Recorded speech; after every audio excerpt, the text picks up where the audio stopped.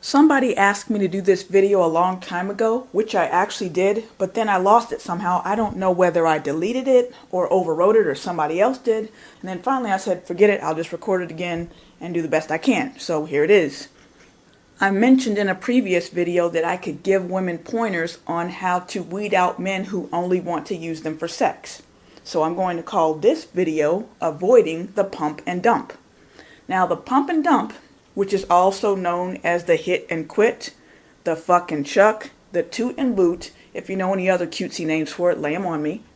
It's basically when a guy dumps you after he sleeps with you, and it usually happens in a short amount of time. So let's get started. A few years back, Steve Harvey wrote this book called Act Like a Lady, Think Like a Man, and of course that was eventually made into a movie. But anyway, in that book, Steve Harvey proposes that when a woman starts dating a man, that she not sleep with him for the first 90 days.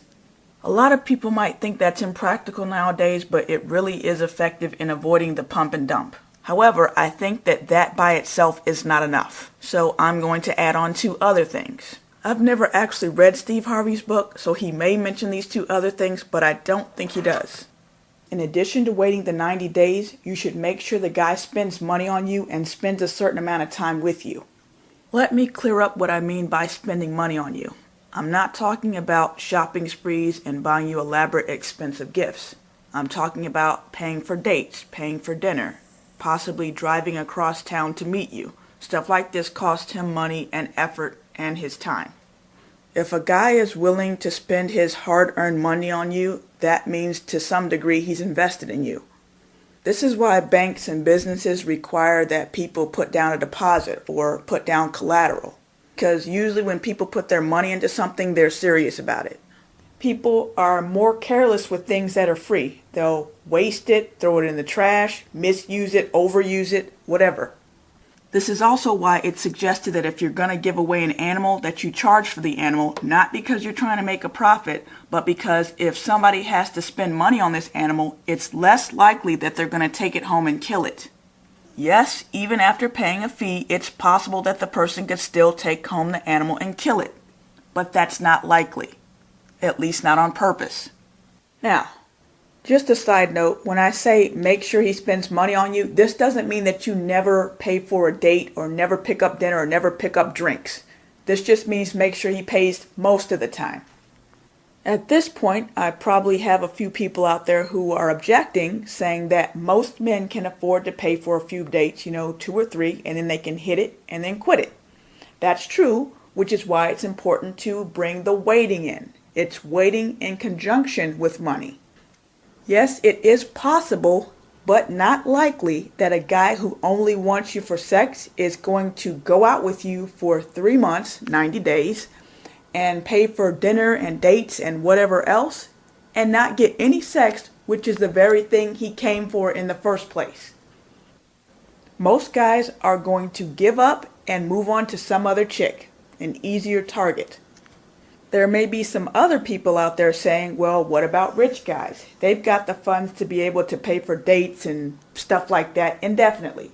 Well, that's true, but here's the thing about rich guys. Since generally money is an aphrodisiac for females, most rich men won't have any trouble finding plenty of women to sleep with him for free. And not just any old women, the most beautiful women of whatever shape, size, or color they're into. Now, of course, I'm not saying that rich men never pay for it. They use prostitutes and escorts just like everybody else.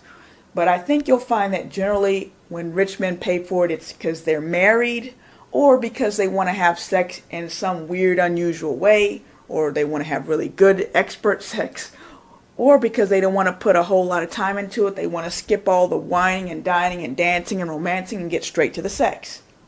Generally, rich men, when they pay for sex, it's not because they can't find any women to do it to them for free.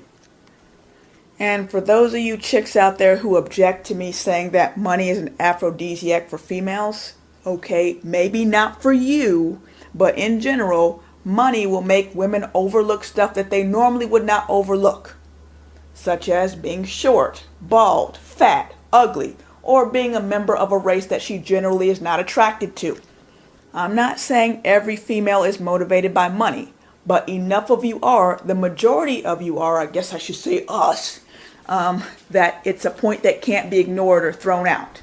The next thing I want to say is that in the black community, we're accustomed to seeing black people who have money flashing their money around, having a lot of jewelry, having big fancy cars, fresh clothes, big house, being real conspicuous consumers.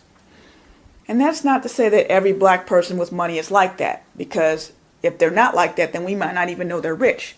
But we do see a lot of people in the black community who are rich and they flaunt their wealth, especially when it comes to your athletes and entertainers. That flashy, showy, conspicuous lifestyle isn't necessarily the norm for most rich people. Like, I've dated 4 millionaires in my life, and they were some of the stingiest, most frugal, tight-ass people with money I've ever met. Like, they were always looking for sales and trying to haggle and get the price lower. They would compare prices, and if the price wasn't right, they would wait later to purchase something. None of this making it rain and leaving $200 tips for the waitress. Not that that's a bad thing, but they were by no means frivolous with their money. Now, when they got ready to spend their money, they'd spend it. But if something wasn't in the budget, or if they just did not want to spend their money on a certain thing, they wouldn't do it. One of the millionaires I dated, you wouldn't even know he was a millionaire by looking at him, because he dressed in regular clothes. He drove a regular car. Well, it was a nicer regular car. It was like one of the higher classes of Toyotas, but still not a car that relatively the average person couldn't get their hands on. And then he lived in a condo that just had 2 bedrooms, and that's it. This other millionaire I dated, he was in the movie industry, and I think he would find investors for movies, and then whatever was left over he could keep, and then he would also get a cut of the movie. I think that's how he explained it to me. Anyway, he had this big jungly type of plants and stuff on his property, and he would go through and weed it himself. He would not pay a gardener. And basically that would take him at least a whole half a day, if not more. But his money was more important to him than his time. And then another guy I dated, I've talked about him before, he made 45 grand a week. He specialized in a surgical procedure for men. And one day he wanted to have some brochures made up so that he can hand them out to his prospective clients to show them exactly how the procedure would go. So he went to a graphic designer to have the brochures designed and everything and have a logo made. And the designer wanted to charge him $100, which is actually a bit low. But he didn't want to pay it. So he went to Walmart and bought some page layout program, and he made the brochures himself. Now, of course, I'm in design and marketing, so I redid the brochures and made him a logo. But the point is, he made $45,000 a week, and he didn't want to pay a graphic designer $100 to make him some nice looking brochures. I said all of that to say this. Just because a rich man has the money to spend, it doesn't mean that he wants to spend it, and it definitely doesn't mean he wants to waste it. So, it is absolutely possible that a rich man could wine and dine you for 6 months while you're withholding sex, and then when you finally give it up on that 6th month, he dumps you. But it's not nearly as likely as you may think.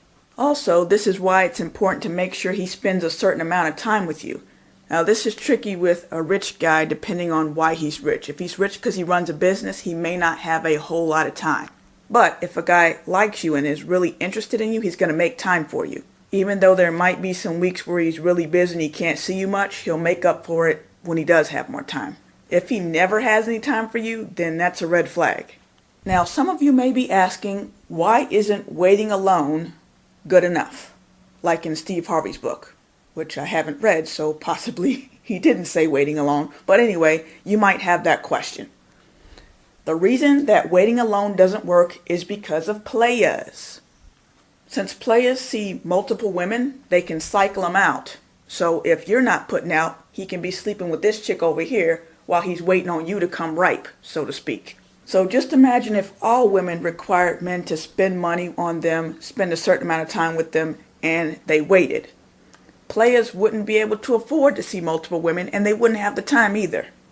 Obviously, every woman's not going to follow this advice, so if you do, a player is a lot less likely to succeed with you. He's going to go to women where things are going to be easier, faster, and freer. All right, let's talk about the exceptions. The exceptions include men who, even if you follow the steps that I just laid out, you still may not be able to weed these men out. Now, since we're talking about exceptions and they're less likely to happen, it's impossible for me to name every possible scenario. But one might be a man who wants to sleep with you in order to win a bet. Whatever he stands to gain by winning that bet is worth more to him than the money he's going to spend on you and the time he has to spend with you. And then, of course, he's willing to wait the time because that's how he's going to win the bet. Or maybe there's a guy who you hurt in the past and maybe you don't remember hurting him. Maybe you don't even remember him, but he remembers you. So he wants to string you along for 3 months or however long just to play with your emotions to hurt you. Him getting that revenge on you is worth more to him than what he's going to spend getting you to trust him. Or maybe you're the daughter of a senator or some public figure and a guy wants to sleep with you so he can get you on tape in a compromising position, and then he wants to use the tape to embarrass your family. Now, these scenarios may seem silly and unlikely, but there are people out there who are crazy and they don't have anything better to do. But the point is, in most cases, these steps will work. All right, I think that's all I've got to say. Have fun.